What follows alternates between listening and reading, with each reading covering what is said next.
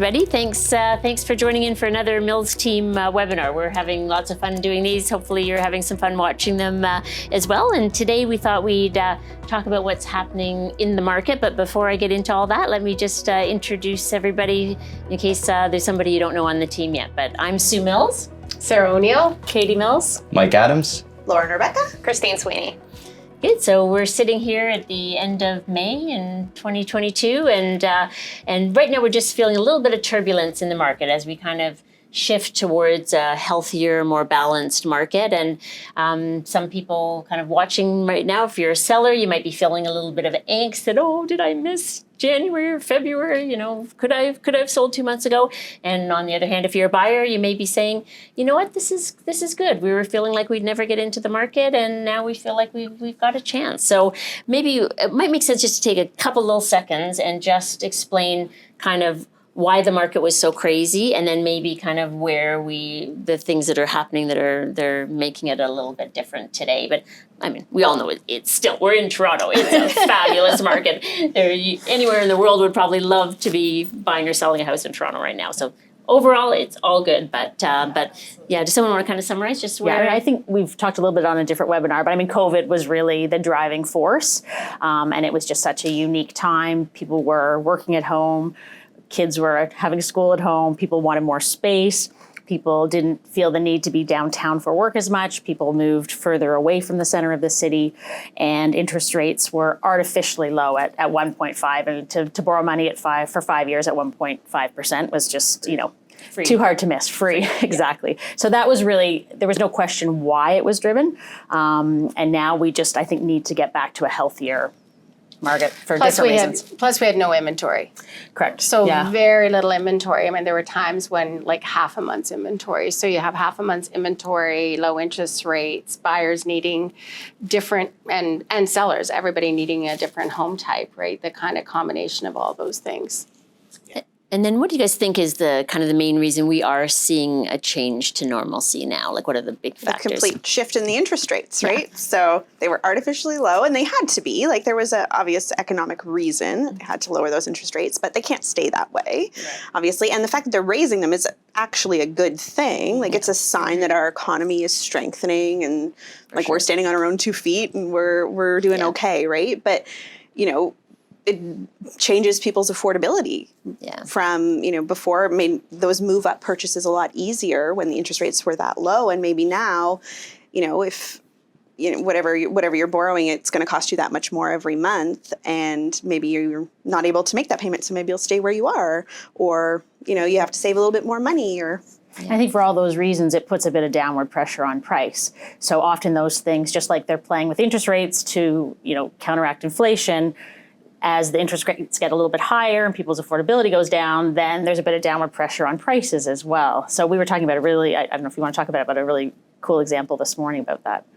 Yeah, so if you were to borrow $800,000 on a mortgage, before, if your interest rate was 2% versus now, your interest rate is maybe more like 4%. And for $800,000, that's about $10,000 a year in extra interest that you're paying. But if prices have come down, let's say, that property you wanted to buy is now $100,000 less, it's going to take 10 years to make up that difference in the extra interest that you're paying.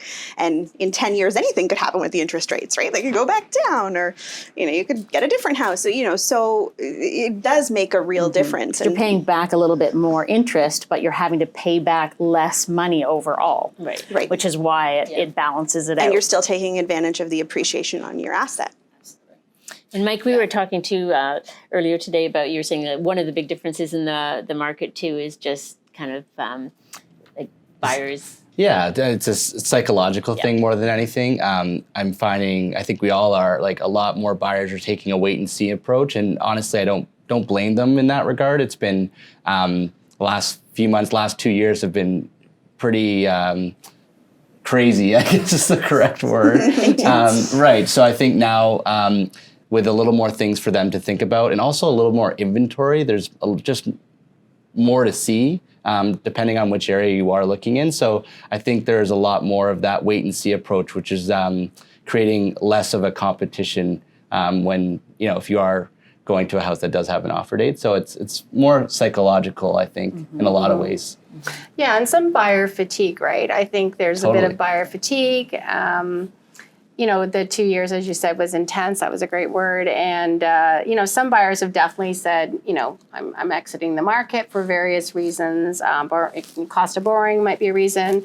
No more COVID restrictions, so largely, so you can kind of live life again. And whereas housing was sort of the only game in town, you know, sort of that combination. And it's interesting now, like, you know, we're still in a seller's market technically. There's very little inventory real. Like we're now talking, I think in Toronto, like, you know, 1.2 to 1.5 months of inventory. So a balanced market is sort of more like 3-4 months inventory.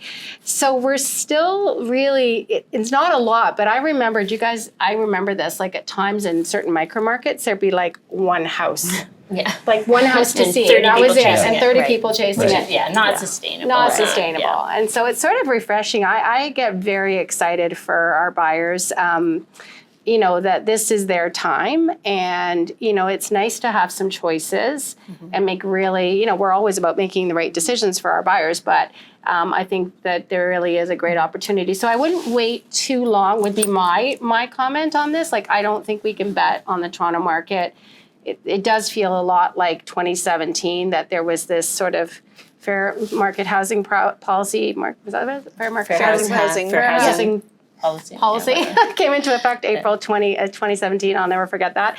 The actual when it came, because the market stopped sort of on a dime, right? And then it took some time to recover, but it did recover. And the low end of the market, actually price range recovered very quickly. It didn't even change, really. It didn't really change. Yeah, you're Yeah. right. It probably didn't really change. And Yeah, then and that, we'll probably find right? that same here, continues, right? yeah. Yeah. So I think that, you know, right now it's finding its space, it's leveling off and getting calmer, which is nice, but I do think it won't be long before it starts to And I come think some back. of the buyers that are buying today, it's not really even at the expense of the sellers, because if you think prices basically went up 15% between January and February this year, you can't go up 15% in 2 months. 2 months. So from February to April, they've come down in some markets about 10%.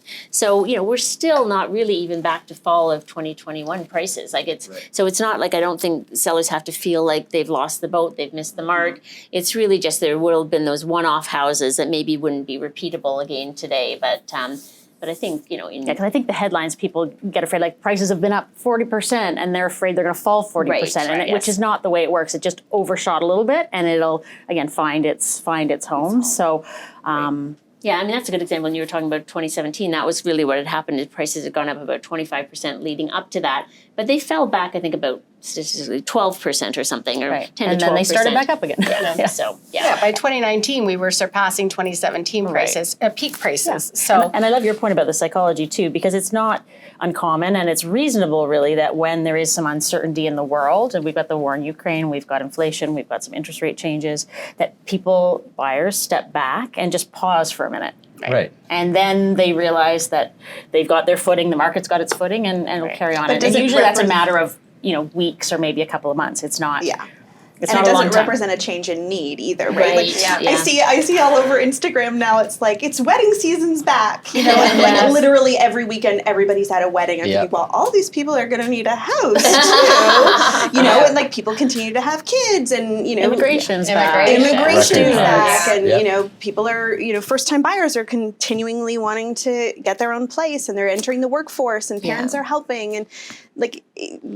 People still need a place to live. Like it's one of those three I think we're just in a bit of critical. a pause. Just a pause is a Maybe, great word. I yeah. think, and the fact that rents are up 20%, that Yeah. gives Rental the market's investors crazy.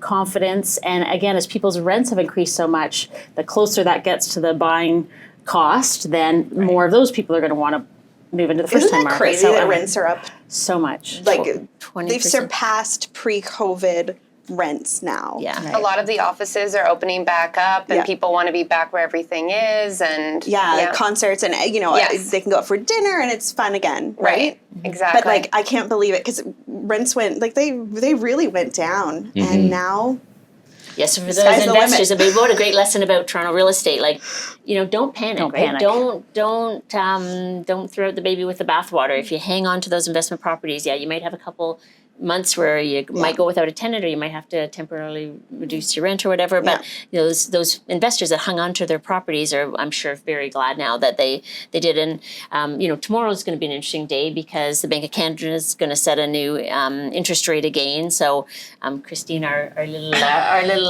banking guru, you can. Do you want to? Yeah, it's very. Most people believe that the Bank of Canada is going to raise rates tomorrow, probably by another half point. But of course, we never know exactly what's going to happen until it's announced at 10 a.m. But the idea really is that the Bank of Canada would not be doing that unless our economy was strong, right? So we have low unemployment rate, strong GDP, and they're closely watching what's happening when they make these decisions on raising rates or not.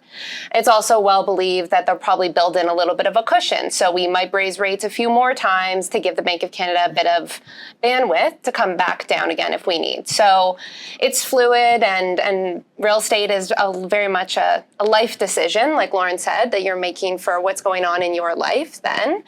So it's very, very difficult to plan, 1 month versus the next on what's the absolute best time to buy or sell. Right. Yeah, and as long as you're holding on to your property for the long term, which I think real estate should be looked at that way, is that, it's not a quick, buy it this year and sell it next year kind of a thing.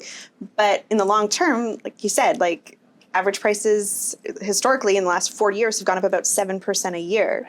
So, and in the last 10 years, about 10% a year. So if you hold on, you're probably still going to do well, bottom right? line, don't bet against the Toronto real estate market horse. Never. It's going to be, try to make good decisions at the time, and that's all you can really do. And don't act out of fear or emotion. Just call us. We'll tell you exactly what's happening. Every little micro market's different, but anything we can do to help anybody with some information. It doesn't have to be that you're thinking of buying or selling right away. Just absolutely just interested in what's happening. This is what we do all day, every day. It's all we do. It's our favorite all day, job. every It's day. all we do. Don't ask me how to cook a recipe or anything else. I can talk real estate. I can't talk about anything else, but that I can talk about.